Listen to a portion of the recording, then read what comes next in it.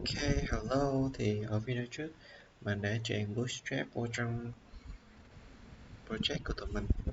Thì bây giờ mình sẽ chuyển thêm icon vô.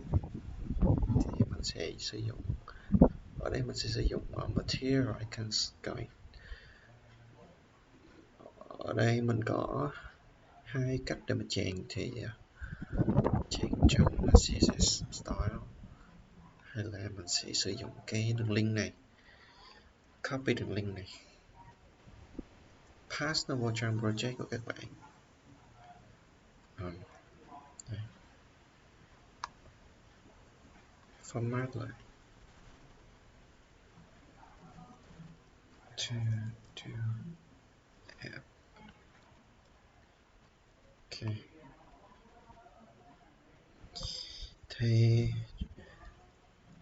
ở cái giao diện các bạn có thấy á, là thường to app các bạn enter thì nó cũng sẽ add xuống phía dưới, hoặc là các bạn có một cái nút bên phải này nè, nút add thì nó cũng sẽ đi xuống dưới. Còn ở trong này khi mình check hiện vô thì các bạn đã làm rồi. Còn nếu như mà các bạn đã muốn xóa nó luôn thì các bạn sẽ có một cái nút delete ở bên phải, hoặc là bạn sẽ có một cái nút là edit. Ok, thì ở đây mình sẽ tìm một nút add, mình sẽ lấy cái nút này, add circle, copy ngay đây các bạn, vô trong đây. Cái mình có add thì mình sẽ làm phía sau cái input đó các bạn. Lên nè, hy vọng nó chạy nha. Ok, không chạy rồi.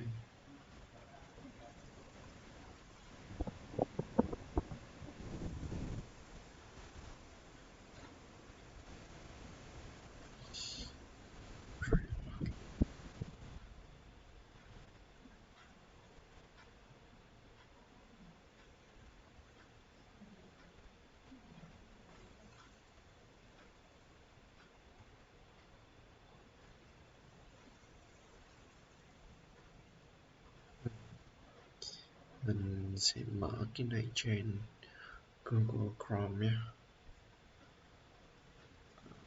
Ok, copy this, add.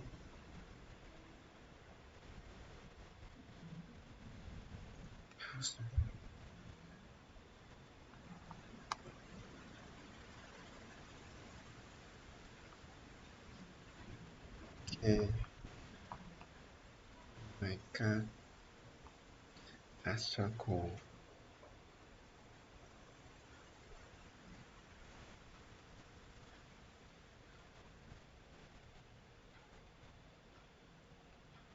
Mình sẽ thử add cái này thử.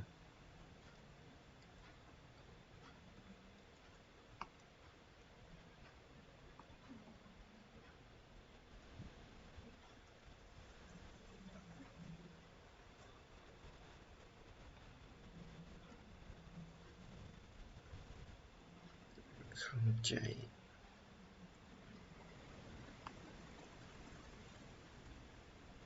Không chạy.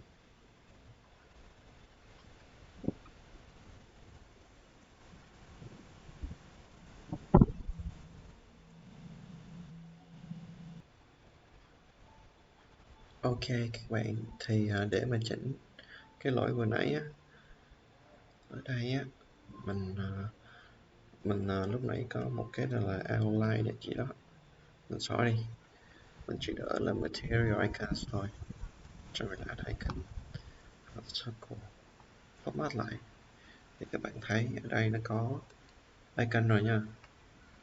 Bây giờ mình muốn cái icon này nó lớn lên, mình để style trong này, mình để là height 100%. Không được à, xem trong này nha. Cái đọc của nó thì nó bảo rằng là dùng cái MD. Ok, Xóa hết các bạn.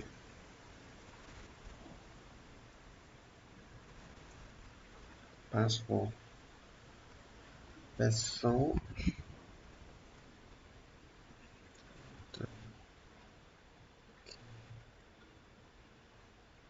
không có gì xảy ra đâu. 148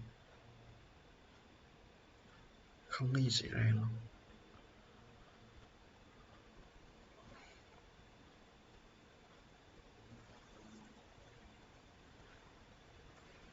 Ok, thì bây giờ mình sẽ config nó bằng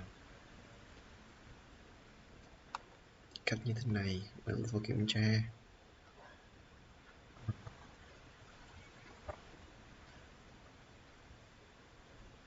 Ok, có thích phông chuột, có thích vô cái này thì coi bên cái này các bạn. Save material icons.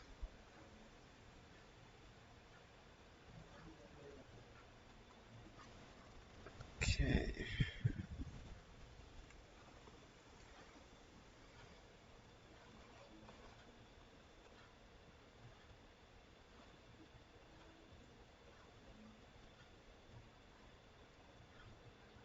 mình sẽ có phần size cho nó là 24. Cái này không đọc được nha. Style phần size 32 pixel. Rồi các bạn, lớn rồi kìa, để 40 đi. Ok, mình sẽ cho thêm thuộc tính vô. Đó là cursor pointer. Khi mà cursor nó hiện con trỏ này các bạn. Ok, rồi tiếp theo đó là mình sẽ có thêm nút edit và nút delete.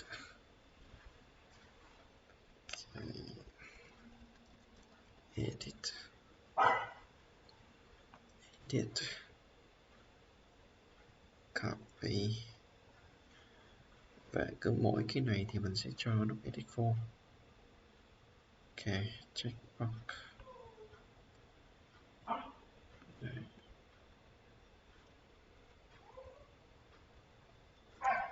Checkbox. Các bạn format lại. Rồi, edit nè, trendy nè, xóa cái này đi. Ok, cái nút edit ha. Rồi bây giờ mình sẽ có nút delete.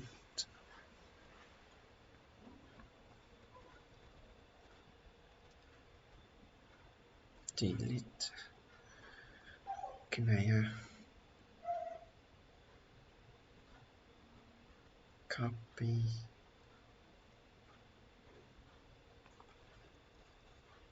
password. Ok,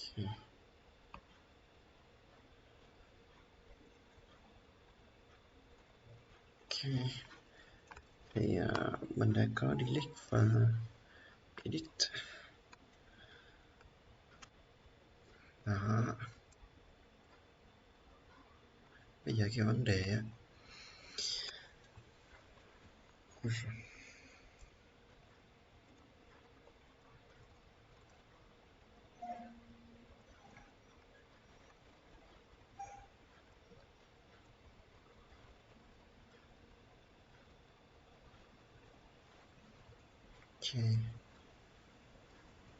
tại sao nó lại có mấy cái bị ra ngoài nhỉ?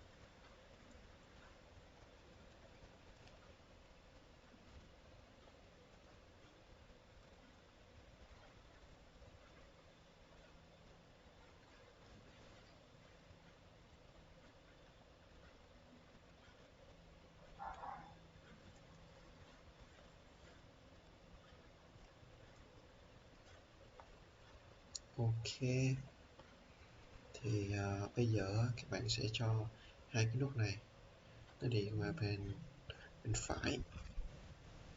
Mình sẽ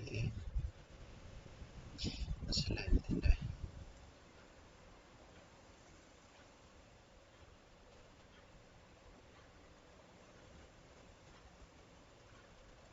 copy hết để cái div,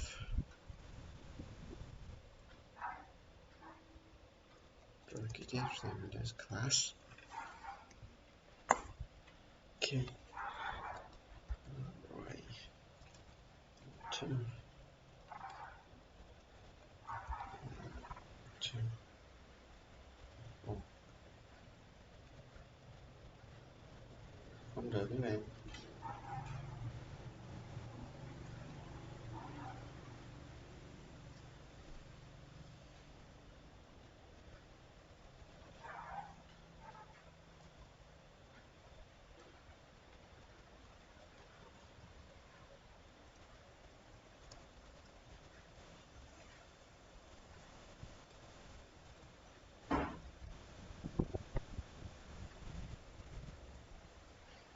Take the light right thì cũng không được đâu, làm sao mà được, đúng không? Margin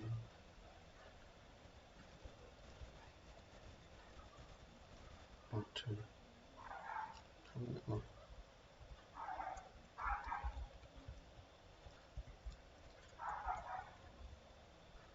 Margin left 100%. Nhưng mà như thế này thì nó kỳ quá. Thì bây giờ mình sẽ body head để trong cái div này, cái div này á, thì mình đã style display inline lock. Ok, check align right.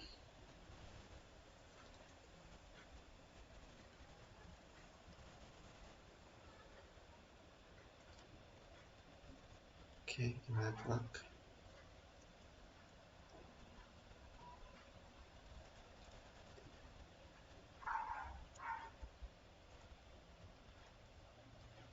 Rồi cho float right thì tất cả nó sẽ tự chuyển qua bên phải này các bạn. Ok, xong rồi đó, easy. Tiếp theo thì những cái nút này khi mà hover vô thì cũng phải hiện cái cursor lên. Trước tiên là mình sẽ copy cái này,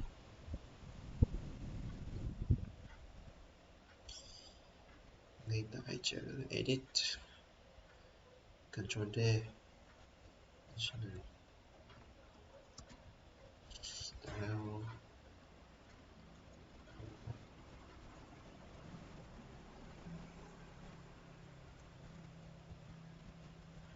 sau đó copy hash cho xuống đây, pass nó vô thì tất cả ok các bạn.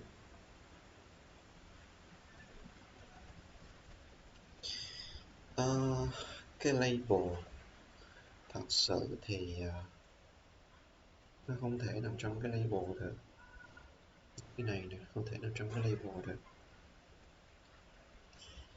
cho nên là mình nghĩ rằng là mình sẽ nên để cái này qua một bên,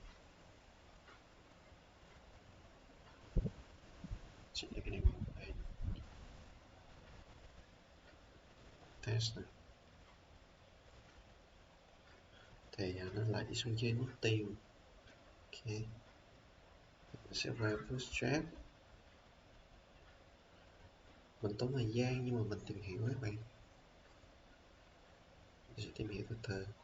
Một cái doc của nó này, form này, cái của mình là gì, check. Ok, ok thì mình cần cái list cơ, list group nhưng mà nó có jacket. Ok. Oh, let's see.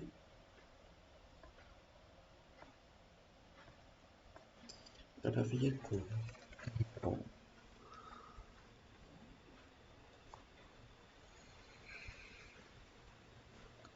Thì đây thì UL là Y. Ok. Mình sẽ copy cái này, nó sẽ là cái UL là Y, copy cái này, pass nó vào. Tiếp theo người ta cần cái gì? Cần hai cái này.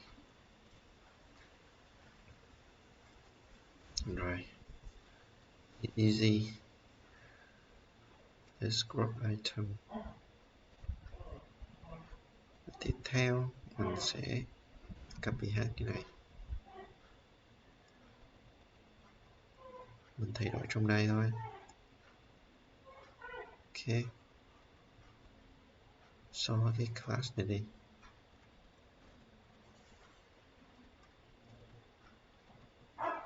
Và xem mạng. Ok, nó vẫn chạy bình thường. Rồi, copy cái này tiếp, pass xuống dưới đây. In second. Vậy thì cái list này mình bỏ đi.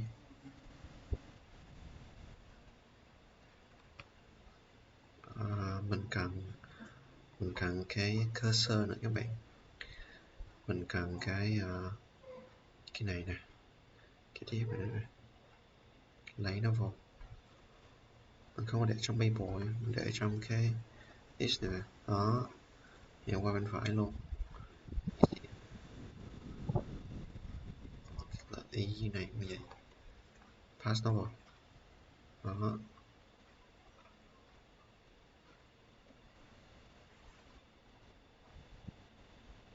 Rồi, cái này mình xóa đi là xong. Xong.